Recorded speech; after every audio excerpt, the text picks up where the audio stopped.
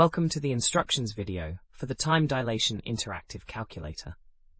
This tool helps you compute how time passes differently for objects moving at extremely high speeds compared to stationary observers. It's based on Einstein's theory of special relativity and is essential for understanding GPS satellites, particle accelerators, and theoretical space travel. To use this calculator, you'll need to enter two key values.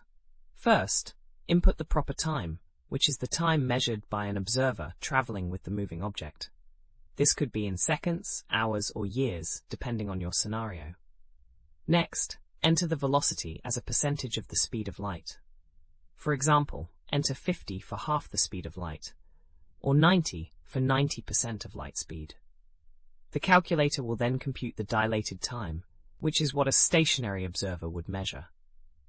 You'll also see the Lorentz factor, which indicates how much time is stretched.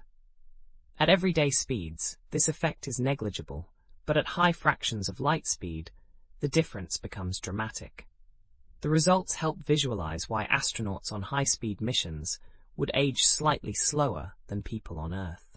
We have thousands of other free engineering calculators on our website. Head over and check them out.